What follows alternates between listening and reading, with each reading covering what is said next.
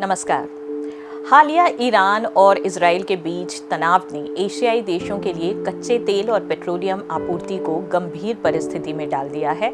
ऐसे समय में जब अंतर्राष्ट्रीय बाजार जो है वो डॉलर और अमेरिकी टैरिफ से पहले ही उलझा हुआ है, उस वक्त कच्चे तेल की कमी इस स्थिति को और ज्यादा प्रभावित करने जा रही है।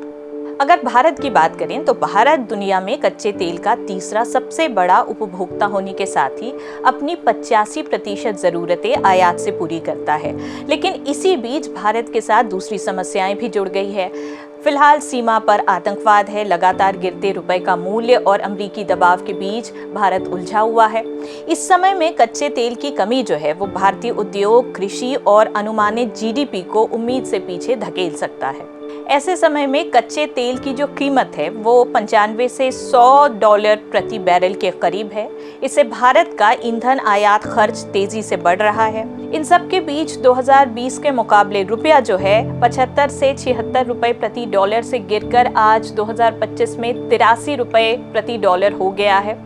इसका मतलब है कि भारत अब 2020 की तुलना में प्रति बैरल 2.5 गुना अधिक रुपए चुका रहा है।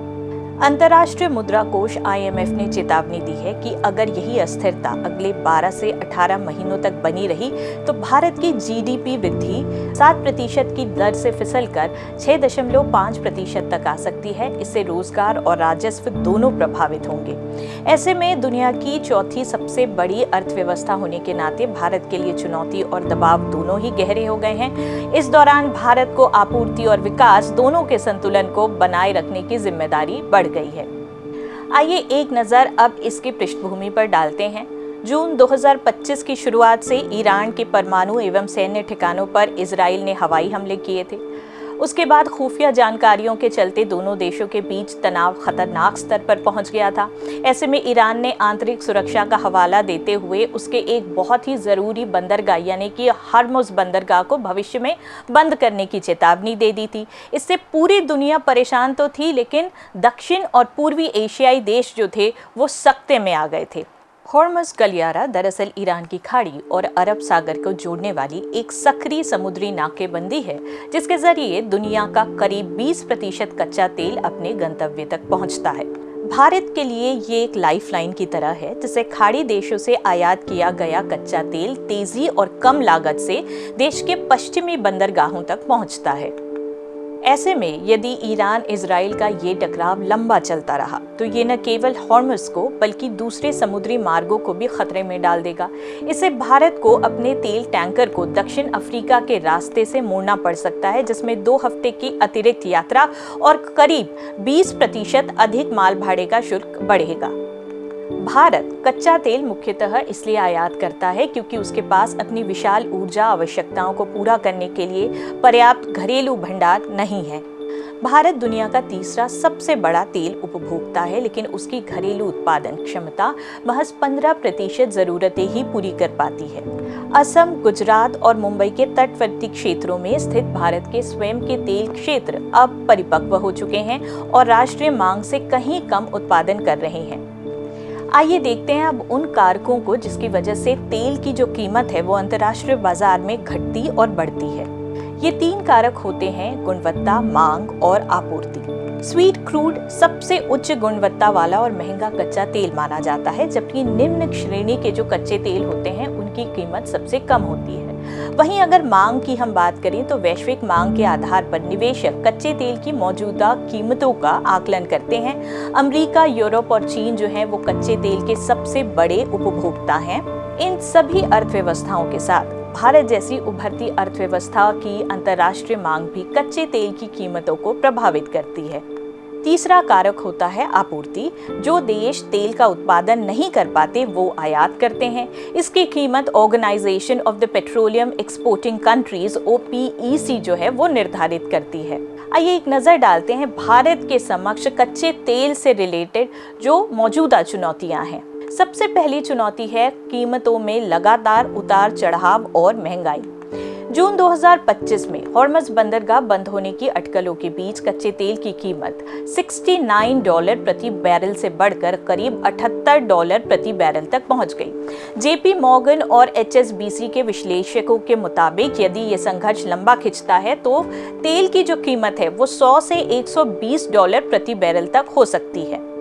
इस वृद्धि से भारत का जो वार्षिक तेल आयात का खर्च है वो करीब 12 से 13 अरब डॉलर तक बढ़ जाएगा और इसका सीधा असर हमारी जीडीपी पर पड़ेगा। अभी जो जीडीपी है उससे अनुमानित रूप से ये 0.3% तक घट सकती है। दूसरी चुनौती है चेक पॉइंट से आपूर्ति में आ रही बाधाएं। हॉर्मज़ बंदरगाह में चल रहे तनाव की वजह से टैंकरों की जो आवाजाही है उस पर लगातार असर पड़ रहा है। भारत के लिए ये 25 दिन से बढ़कर 41 दिन का हो सकता है। तीसरा कारक है भू राजनीतिक असर। रुपए का जो अवमूल्यन है जो कि 2020 में लगभग 76 रुपए प्रति अमेरिकी डॉलर था, 2025 में अब ये 83 रुपए तक पहुंच गया है। ये दबाव जो है भारतीय रिजर्व बैंक यानी कि RBI की ब्याज दरें घटाने की क्षमता को सीमित कर रहा है।